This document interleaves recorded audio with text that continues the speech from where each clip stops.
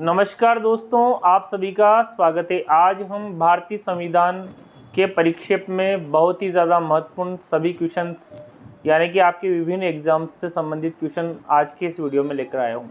तो साथियों, वीडियो को लाइक कर दीजिए और सारे क्वेश्चन का आनंद लीजिए। तो सबसे पहला प्रश्न है, संविधान सभा का गठन कब हुआ था?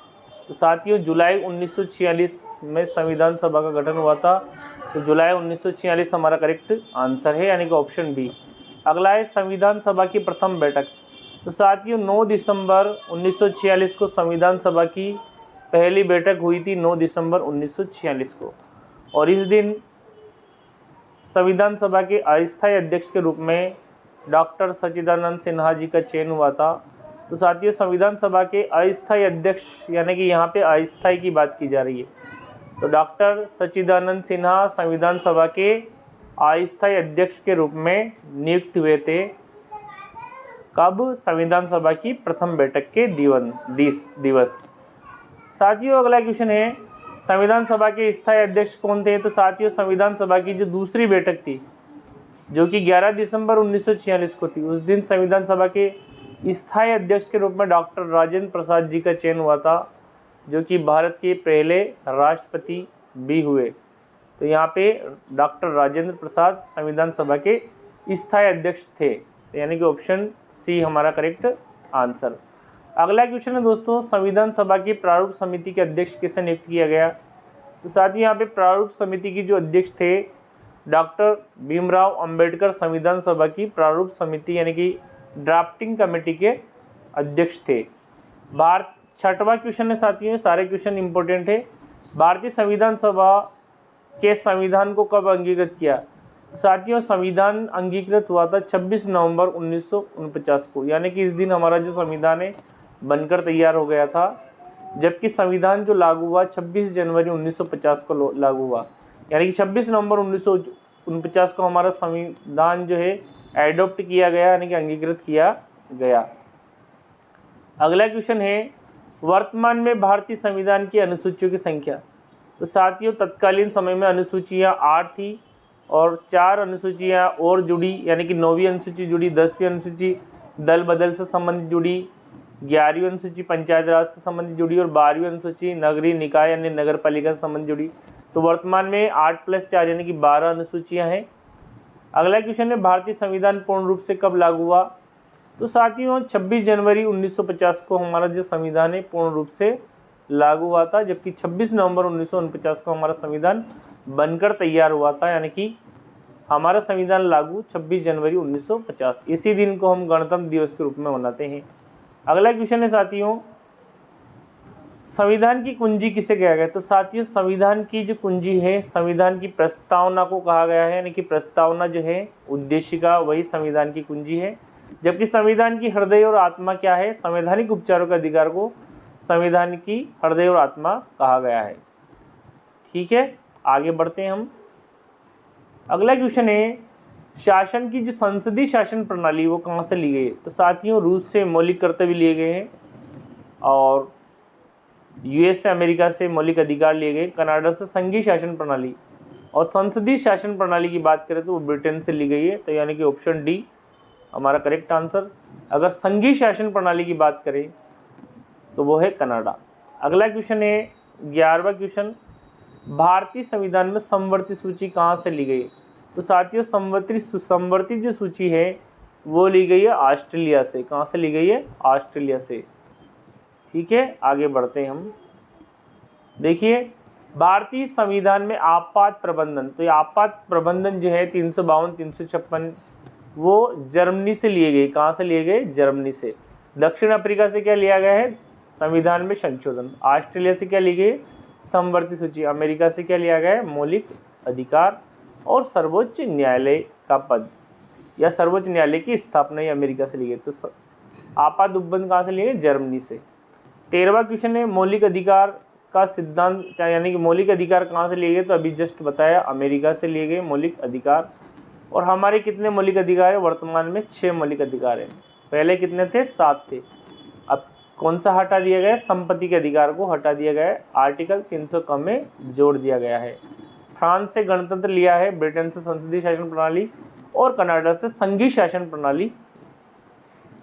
अगला क्वेश्चन है दोस्तों, भारतीय संविधान के अंतर्गत संघ और राज्यों के बीच शक्तियों का विभाजन किसकी प्रेरणा पर आधारित है, यानी कि संघीय शासन प्रणाली। तो साथियों ये संघीय शासन प्रणाली कनाडा से ली गई है, जैसा कि पहले बताया जा चुका है। अनुच्छेद 5 से 7 तक किसका संबंध है, तो यानी कि साथियों अनुच्छेद 5 से 11 के बीच में जो है नागरिकता का प्रावधान है। तो यहाँ पे नागरिकता यानी कि नागरिकता का प्रावधान है, यानी कि सिटीजनशिप ऑफ इंडिया। अगला क्वेश्चन है दोस्तों, भारतीय संविधान किस प्रकार की नागरिकता देता है, यानी कि एकल नागरिकता का प्रावधान है यहाँ पे, एकल नागरिकता। अगला क्वेश्चन है दोस्तों, भारतीय संविधान के किस भाग में मौलिक अधिकारों का उल्लेख है, तो साथियों भाग 3 के अंदर मौलिक अधिकार है और अनुच्छेद 12 से 35 के बीच में वर्णित है। और कितने मौलिक अधिकार है, जस्ट मैंने बताया आपको, अभी वर्तमान में 6 मौलिक अधिकार है, पहले कितने थे, 7 थे। कौन कौन से है, समानता का अधिकार, स्वतंत्रता का अधिकार, शोषण के विरुद्ध अधिकार और धार्मिक स्वतंत्रता का अधिकार, शिक्षा और संस्कृति का अधिकार और संवैधानिक उपचारों के अधिकार। पहले जो था संपत्ति का अधिकार भी मौलिक अधिकार था, अब वो एक कानूनी या विधिक अधिकार है। अगले क्वेश्चन है साथियों, अनुच्छेद 14 से 18 किस मौलिक अधिकार, तो साथियों जो समता का यानी कि समानता का जो अधिकार है हमारा, वो आता है 14 से 18 के बीच में, और 19 से 22 में स्वतंत्रता का आता है 19 से 22 के बीच में। धार्मिक स्वतंत्रता का जो अधिकार है 23-24 में आता है, शोषण के विरुद्ध अधिकार है वो आता है 23-24 में, यानी कि 23-24 में। और धार्मिक स्वतंत्रता जो है वो आती है 25, 26, 27, 28। तो समानता का अधिकार यानी कि समता का अधिकार 14 से 18 में।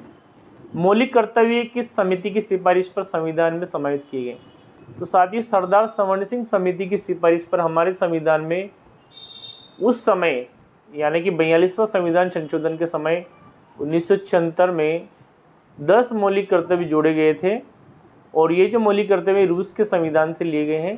तो साथियों यहाँ पे 42वां संविधान संशोधन में सरदार सवर्ण सिंह समिति की सिफारिश पर ही हमारे संविधान में मौलिक कर्तव्य जोड़े गए थे। कितने जोड़े थे, 10 जोड़े गए थे।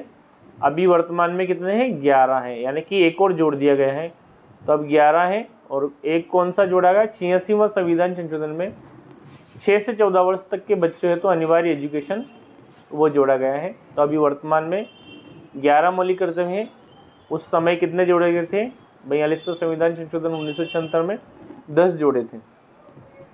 अगला क्वेश्चन है दोस्तों, मौलिक कर्तव्य का उल्लेख किस अनुच्छेद में है, तो साथियों ये मौलिक जो कर्तव्य हैं 51 क में जोड़े गए हैं। कहाँ जोड़े गए हैं, 51 क में। 36 से 51 के बीच में ही हमारे नीति निर्देशक तत्व आते हैं, जो कि आयरलैंड से लिए गए हैं। और इसी में जो आखिरी जो हमारा आर्टिकल है 51, उसी के अंदर 51 का जोड़ा गया, यानी कि भाग 4 का हमारे नीति निर्देशक तत्व किस में आते हैं, भाग 4 में आते हैं। और भाग 4 का एक और जोड़ा गया जिसमें मौलिक कर्तव्य का उल्लेख है। अभी वर्तमान में 11 मौलिक कर्तव्य हैं। नीति निर्देशक सिद्धांतों को संविधान की किस भाग में रखा गया, तो साथियों अभी जस्ट मैंने बता ही दिया, भाग 4 में है नीति निर्देशक तत्व, जो कि कल्याणकारी राज्य की स्थापना के लिए है और अनुच्छेद 36 से 51 के बीच में वर्णित है भाग 4 में। और भाग 4 का के अंदर कौन है, मौलिक कर्तव्य, यानी कि 51 का, भाग 4 का। ओके, अगला क्वेश्चन है, अनुच्छेद 36 से 51 तक संविधान में किन बातों का उल्लेख है, अभी जस्ट बता दिया, नीति निर्देशक सिद्धांतों का उल्लेख है। और ये कल्याणकारी राज्य की स्थापना के लिए, किसके लिए, कल्याणकारी राज्य की स्थापना के लिए हमारे संविधान में जोड़े गए थे, यानी कि एक राज्य का क्या दायित्व है। अगला है साथियों, पंचायतों के गठन का उल्लेख किस अनुच्छेद में वर्णित है, तो साथियों नीति निर्देशक तत्व में अनुच्छेद 40 में ग्राम पंचायत के गठन का उल्लेख है। तो साथियों पंचायतों के गठन का उल्लेख अनुच्छेद 40 में वर्णित है। तो साथियों ग्राम पंचायतों का गठन अनुच्छेद 40 में वर्णित है। अगला क्वेश्चन है, राष्ट्रपति पद की जो अवधि है कितने वर्ष तक है, तो 5 वर्ष के लिए है राष्ट्रपति पद की। और राष्ट्रपति पद पर नियुक्ति के लिए न्यूनतम आयु जो है वो 35 वर्ष होना आवश्यक है, और यहाँ पे 5 वर्ष के लिए उनकी नियुक्ति की जाती है। अगला क्वेश्चन है साथियों, भारत के महान्यायवादी यानी कि अटॉर्नी जनरल की नियुक्ति कौन करते हैं? राष्ट्रपति करते हैं। कौन करते हैं? राष्ट्रपति। अगला है राज्यसभा का पदेन सभापति कौन होते हैं? तो राज्यसभा के पदेन सभापति होते हैं उपराष्ट्रपति। कौन होते हैं? उपराष्ट्रपति। और ये राज्यसभा के सदस्य नहीं होते हुए भी अध्यक्ष होते हैं। अगला क्वेश्चन है दोस्तों, क्वेश्चन है हमारा, भारत में वित्तीय आपातकाल कितनी बार लगा? तो साथियों वित्तीय आपातकाल 360 में लगता है और ये अभी तक एक भी बार नहीं लगा हमारे देश में। अगला है अनुच्छेद 352 किस आपात उपबंध की बात करता है? तो साथियों 352, 356 और 360 तीन प्रकार के आपात उपबंध है। 352 में राष्ट्रीय आपातकाल लगता है यानी कि देश के अंदर, और वित्तीय आपातकाल 360 में, तो यहाँ पे 352 में राष्ट्रीय आपातकाल। अगला है राष्ट्रीय आपात की उद्घोषणा किस आधार पर होती है? युद्ध की स्थिति में भी हो सकती है, बाह्य आक्रमण की स्थिति में और सशस्त्र विद्रोह। तो साथ ही यहाँ पे ऑप्शन डी हमारा करेक्ट आंसर है। राष्ट्रीय आपातकाल युद्ध में भी हो सकता है, बाह्य आक्रमण की कंडीशन में भी हो सकता है और सशस्त्र विद्रोह की कंडीशन में भी हो सकता है। अगला क्वेश्चन है दोस्तों, वित्तीय आपातकाल का उल्लेख किस अनुच्छेद में है? तो अनुच्छेद 360 में वर्णित है वित्तीय आपातकाल। भारत में अब तक कितनी बार आपातकाल लागू हो गए हैं? तो साथियों राष्ट्रीय जो आपातकाल है 3 बार लागू हैं। एक बार तो हुए थे 1962 में यानी भारत चाइना युद्ध के समय, और 1971 में राष्ट्रीय आपातकाल हुआ था पाकिस्तान और इंडिया के बीच में, बांग्लादेश का जो उस समय, और एक हुआ था 1975 में 25 जून 1975 को राष्ट्रीय आपातकाल। अगला क्वेश्चन है दोस्तों, क्वेश्चन सारे बहुत ही ज़्यादा महत्वपूर्ण है। किस सभा का अध्यक्ष उसका सदस्य नहीं होता? तो साथियों राज्यसभा के जो अध्यक्ष होते हैं वो होते हैं कौन? उपराष्ट्रपति, जो कि उनके सदस्य नहीं होते हैं। अगला राज्यसभा के सदस्यों की अधिकतम संख्या कितनी हो सकती है? 250 हो सकती है, यानी कि 250 हमारा करेक्ट आंसर। राष्ट्रपति आंग्ल भारतीय समुदाय के कितने प्रतिनिधियों को लोकसभा में मनोनीत कर सकते हैं? तो एंग्लो इंडियन 2 था इनका पहले प्रावधान, अभी वर्तमान में नहीं है। राष्ट्रपति राज्यसभा में 12 सदस्यों को मनोनीत कर सकते हैं। तो यहाँ पे राज्यसभा की अगर बात पूछा जाए तो राज्यसभा में कितने सदस्यों को? राज्यसभा में 12 सदस्यों को मनोनीत करने का अधिकार है। किनको? राष्ट्रपति को। अगला क्वेश्चन है दोस्तों, वो है धन विधेयक किस सदन में प्रस्तुत किया जाता है? तो ये लोकसभा में प्रस्तुत किया जाता है धन विधेयक। और भारतीय संसद के संयुक्त अधिवेशन, तो संयुक्त अधिवेशन को कौन बुलाते हैं? राष्ट्रपति बुलाते हैं। और इस समय अध्यक्षता कौन करते हैं? लोकसभा के जो अध्यक्ष होते हैं वो इसकी अध्यक्षता करते हैं, यानी कि संयुक्त अधिवेशन की बैठक की अध्यक्षता करते हैं। अगला क्वेश्चन है साथियों, क्वेश्चन सारे मजेदार हैं, वीडियो को लाइक कर दीजिए। राज्यपाल का कार्यकाल वैसे तो 5 वर्ष का होता है, आप जानते ही हो, लेकिन राष्ट्रपति के प्रसाद पर्यंत, बीच में राष्ट्रपति इनको हटा भी सकते हैं। अगला राज्य की जो कार्यपालिका की शक्ति किस में निहित होती है? तो साथियों राज्य की जो कार्यपालिका होती है वो राज्यपाल के अंदर होती है, उनके अंदर निहित होती है। और देश के अंदर अगर पूछा जाए तो राष्ट्रपति में निहित होती है, केंद्र में। मुख्यमंत्री की नियुक्ति कौन करते हैं? साथियों मुख्यमंत्री की नियुक्ति राज्यपाल ही करते हैं, बिल्कुल करेक्ट, राज्यपाल करते हैं। ओके, अगला है साथियों, अगला क्वेश्चन है, देखिए, वह विषय जो संविधान की किसी भी सूची में शामिल नहीं उस पर कानून कौन बना सकते हैं?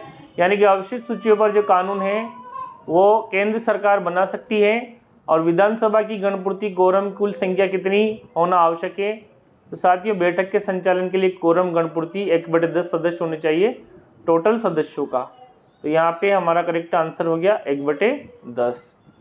अगला क्वेश्चन है दोस्तों, ध्यान से देखिए, राज्य सरकार को कानूनी मामले में सलाह देने के लिए अधिकृत है। तो साथियों केंद्र के अंदर महान्यायवादी होते हैं, जबकि राज्य में जो होते हैं महाधिवक्ता होते हैं, यानी कि एडवोकेट जनरल। ओके, वहाँ पे अटॉर्नी जनरल होते हैं केंद्र में, यहाँ पे एडवोकेट जनरल होते हैं। अगला है राज्य विधानसभा के सदस्यों की अधिकतम संख्या कितनी हो सकती है? बिल्कुल 500 हो सकती है, इससे ज़्यादा नहीं हो सकती है। अगला क्वेश्चन है दोस्तों, क्वेश्चन सभी मज़ेदार हैं, आप इनके आनंद लीजिए और याद रखिए। विधानसभा सदस्य निर्वाचित होने के लिए यानी कि एमएलए निर्वाचित होने के लिए कितनी आयु आवश्यक है?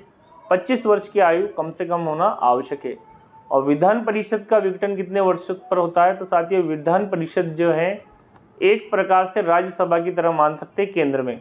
तो जिस तरह से राज्यसभा कभी विघटित नहीं होती, वैसे ही विधान परिषद भी कभी विघटित नहीं होती। इसके 1/3 सदस्य प्रति 2 वर्ष के बाद रिटायर्ड हो जाते हैं और नए सदस्य आ जाते हैं, इसलिए कभी भी यानी कि विधान परिषद कभी भी विघटित नहीं होती। विधानसभा जरूर विघटित हो जाती है हर 5 वर्ष में। अगला क्वेश्चन देखिए, वर्तमान में कितने राज्यों में विधान परिषद अस्तित्व है? तो साथियों अभी 7 राज्यों में विधान परिषद अस्तित्व में है। अगला क्वेश्चन है, भारतीय संविधान के किस भाग में संघीय न्यायपालिका? तो संघीय न्यायपालिका भाग 5 में है। और उच्च न्यायालय के मुख्य न्यायाधीश की नियुक्ति कौन करते हैं? तो साथियों उच्च न्यायालय यानी कि हाई कोर्ट के जो मेन जस्टिस जो होते हैं उनकी नियुक्ति राष्ट्रपति द्वारा की जाती है, यानी कि ऑप्शन ए करेक्ट आंसर। अगला क्वेश्चन है दोस्तों, भारत में संविधान का संरक्षक किसे कहा गया? तो सर्वोच्च यानी कि सुप्रीम कोर्ट जो होती है वह सर्वोच्च न्यायालय का संरक्षक है, यानी कि सुरक्षा का दायित्व सुप्रीम कोर्ट पर है। किसका? भारत के संविधान का। अगला है, सर्वोच्च न्यायालय के न्यायाधीश नियुक्त होने के लिए व्यक्ति को कम से कम कितने वर्ष हाई कोर्ट यानी कि उच्च न्यायालय का एडवोकेट होना चाहिए? तो कम से कम 10 वर्ष हाई कोर्ट में जो वकील हुए हैं या वकालत की हो वही सर्वोच्च न्यायालय में न्यायाधीश के रूप में नियुक्त हो सकते हैं। अगला क्वेश्चन है दोस्तों, उच्च न्यायालय के न्यायाधीशों को शपथ ग्रहण कौन करवाते हैं? तो राष्ट्रपति करवाते हैं। और उच्च न्यायालय के क्षेत्राधिकार को कौन कम कर या अधिक कर सकते हैं?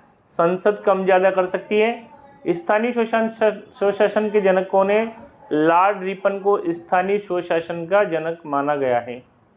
हाई कोर्ट जो है उसके क्षेत्राधिकार को कम ज़्यादा कौन कर सकती है? संसद कर सकती है।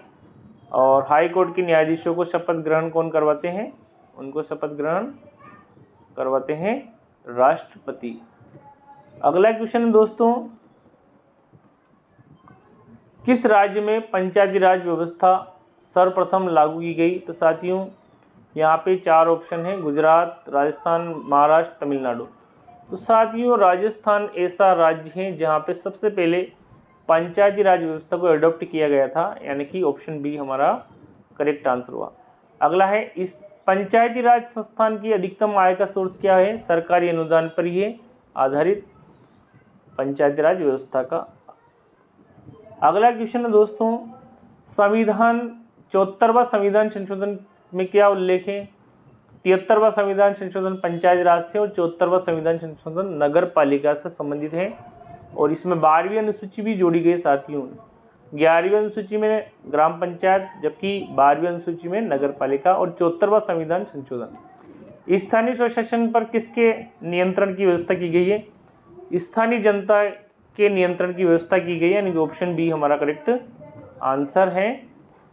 अगला क्वेश्चन है दोस्तों, सिक्किम को पूर्ण राज्य का दर्जा किस संविधान संशोधन के तहत दिया गया? तो साथियों 36वां संविधान संशोधन के तहत सिक्किम को पूर्ण राज्य का दर्जा दिया गया है। और किस संविधान संशोधन को लघु संविधान कहा गया? तो 42वां संविधान संशोधन को लघु संविधान कहा गया है। और ये जो हुआ था 1976 में हुआ था, यानी कि इस समय संविधान में काफ़ी सारा बदलाव हुआ था, इसलिए इसको लघु संविधान कहा जाने लगा। अगला है दोस्तों, सारे क्वेश्चन बहुत ही ज़्यादा मज़ेदार है। पंचायती राज को संवैधानिक दर्जा किस संविधान संशोधन के द्वारा दिया गया? तो ये मैंने पहले ही आपके क्लियर कर दिया, 73वां संविधान संशोधन के द्वारा पंचायती राज को संवैधानिक दर्जा दिया गया। 74वां संविधान संशोधन में क्या हुआ था? इसमें नगरीय निकाय यानी कि नगर पालिका से संबंधित है, उनको संवैधानिक दर्जा मिला। 91वां संविधान संशोधन, तो साथियों 91वां जो संविधान संशोधन 2003 जो है, इसका संबंध जो है वो है दल बदल से। किससे है? दल बदल। और दल बदल के लिए कौन सी सूची जोड़ी गई? 10वीं। कौन सी सूची जोड़ी गई? 10वीं अनुसूची जोड़ी गई। अगला है साथियों, लोकसभा और विधानसभा में चुनाव में मतदाताओं की जो आयु पहले 21 वर्ष थी उसको घटाकर 18 वर्ष किस संविधान संशोधन द्वारा किया गया?